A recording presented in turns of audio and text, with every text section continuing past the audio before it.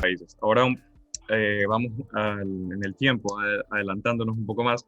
¿Y qué es lo que pasó durante? O sea, ya después del impacto que ya vino, comenzamos ya a tener costumbres diferentes, ¿no? Con como tú decías, las clases online.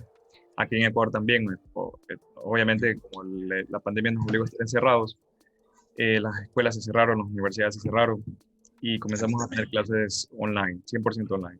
Incluso los Aquí trabajos. también. Una migración terrible, o sea, y terrible me refiero a que la gente no estaba acostumbrada a ese tipo de trabajo online. Entonces, mucha gente no sabía utilizar Zoom, no, ni siquiera sabíamos que existía Zoom. Yo también no tenía idea que existía Zoom. A lo mucho Skype utilizaba, pero la gente comenzó a usar mucho Zoom para poder trabajar. Entonces esa migración fue terrible, fue muy dura. Y durante la pandemia hay una parte muy importante que cabe destacar en esta conversación y es que, al menos aquí en Guayaquil, sí hubo una irresponsabilidad por parte del gobierno descentralizado. Aquí hay también cierta... A ver, hay gobiernos descentralizados aquí en Ecuador, pero tenemos un gobierno presidencial. Ya o sea, lo que diga el presidente sí repercute muchísimo en las acciones de los municipios, pues, ¿no? De cada uno de las ciudades y de cada una de las provincias. ¿Qué sería más o menos lo que tú me comentabas allá en España? Como independencia por Autonomía. provincias. Ajá.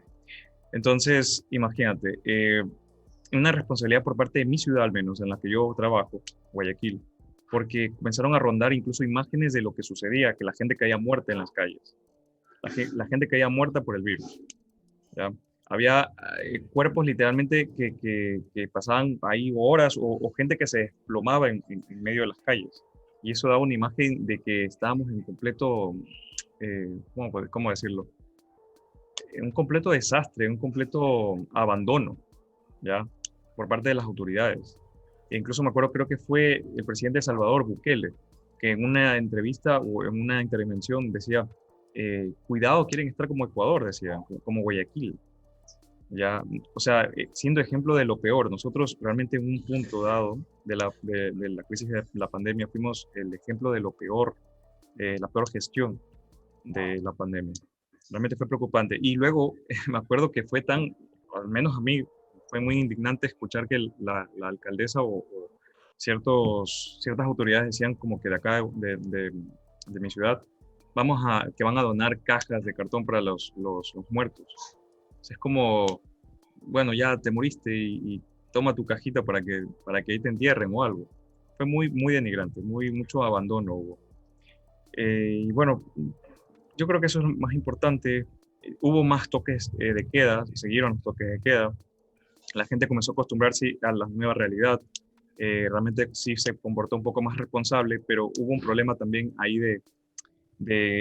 aquí en Ecuador hay muchísima pobreza todavía. Y la gente tenía que decidir en época de pandemia si moría por la pandemia o moría de hambre. ¿Okay?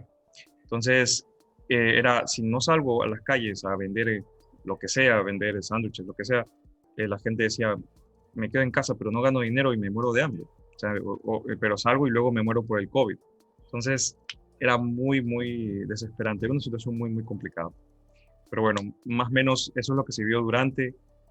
Hubo otros decretos presidenciales que declararon nuevamente estado de excepción durante el mes de junio, creo. Ya aquí hemos tenido alrededor de en total habrán sido unos 5 toques de queda. El que te digo habrá sido el segundo o el tercero, ¿ya? Y esta vez fue por un tema de problemas en las cárceles. En Ecuador hubo muchísimo problema con el tema del control de las cárceles en época de pandemia. No había mucho control sanitario y la gente se contagiaba muy rápido. Y bueno, muchas otras cosas más, pero creo que eso es lo más importante de lo que ocurrió aquí en Ecuador. Y bueno, ahora sí, cuéntame un poquito cómo fue durante ya después adaptarse a la nueva realidad. ¿Qué pasó en España? Bueno, a ver, sigo en el tiempo, marzo, junio es el confinamiento, en junio era la desescalada, hubo 3 o 4 fases, no te sé explicar exactamente las 3 o 4 fases cómo fueron, pero fue todo por horarios. El verano fue como si nunca hubiera pasado nada, todos con mascarilla, eso sí, pero una relativa normalidad. Todo en la playa, en vez de estar muy pegados, pusieron como había una distancia mínima que respetar, pero bueno, bien, o sea, ahí no había problema, ¿vale? El verano, perfectamente. Conforme acaba el verano, otra vez empiezan a subir los contagios y otra vez volvemos a la realidad que tenemos ahora. Empiezan a subir los contagios y empieza la segunda ola. Lo que pasa es que ya no hay un estado de alarma, ya no nos encierran, digamos, en casa, ¿vale? Se sigue haciendo todo, pero hay muchas cosas que ya no se pueden hacer.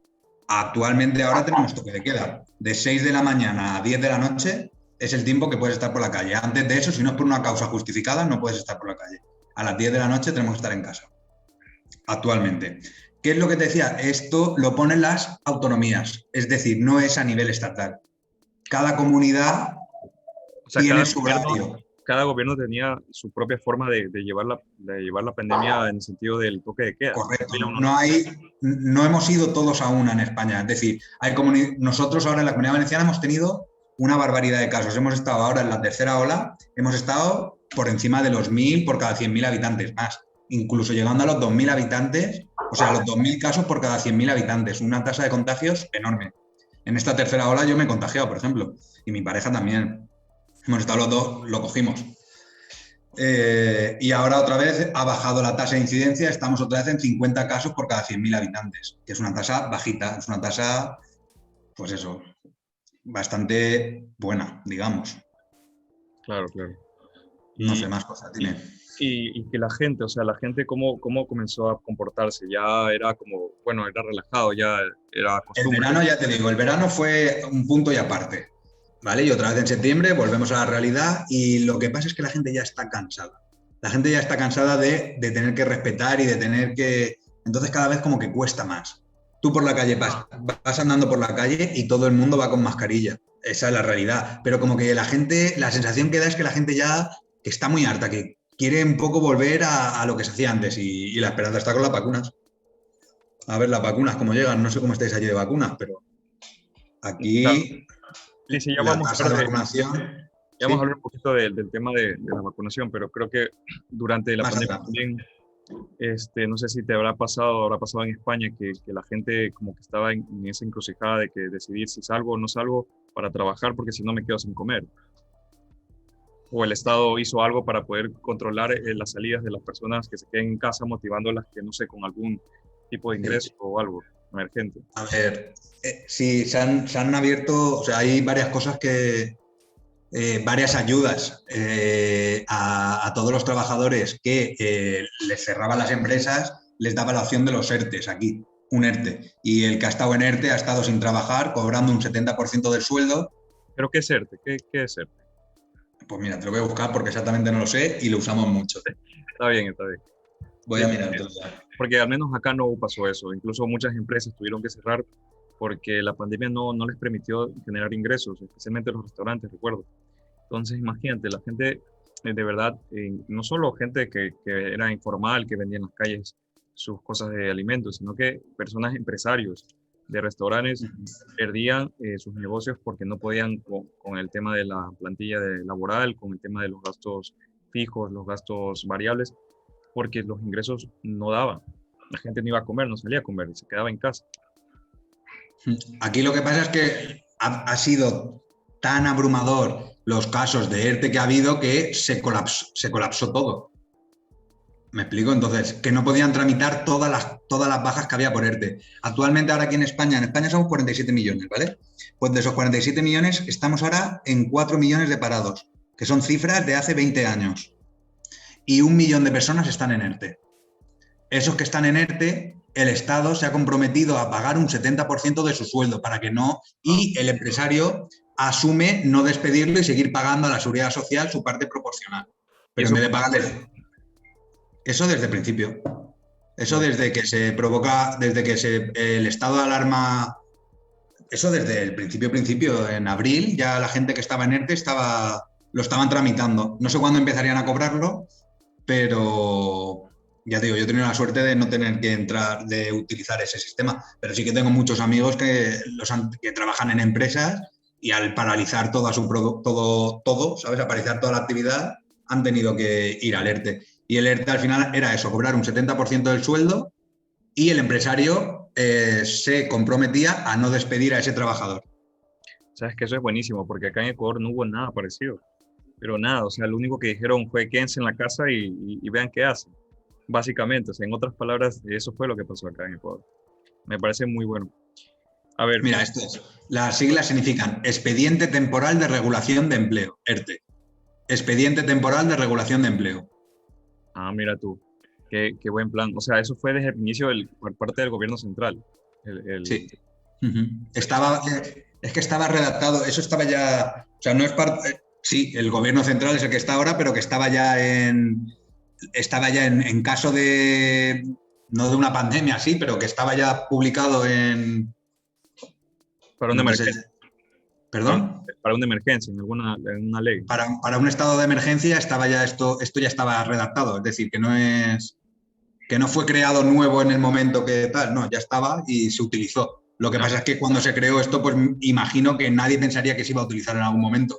Pero mira, pues sí se ha utilizado.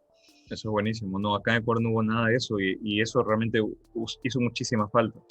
En cambio acá, que eso también me faltó contar, parte del gobierno, una de las acciones que tomaron fue, en vez de utilizar los recursos que teníamos nosotros disponibles para, digamos, en liquidez, se utilizó para pagar deuda externa, que tú sabes que los países latinoamericanos siempre tenemos mucha deuda externa por pagar por el tema de las guerras de hace muchos años. Entonces, el Estado, en vez de utilizar ese dinero para poder beneficiar a nosotros, a sus ciudadanos, ayudarnos con planes como ese, que me parece buenísimo, pagamos deuda externa de manera anticipada. Ecuador tenía que pagar cierta cantidad de dinero por deuda externa en 2023. Nosotros la pagamos en 2020 en plena pandemia. Entonces, claro, me dices que a lo mejor el gobierno de ahora no lo inventó, pero sí lo aplicó. A mí me hubiese gustado que por lo menos el gobierno de acá no hubiese hecho lo que ni siquiera estaba escrito, porque no estaba en ningún lado que teníamos que pagar anticipadamente. De verdad que en ese sentido, bien por España, pero muy mal por Ecuador. Y bueno, ¿qué te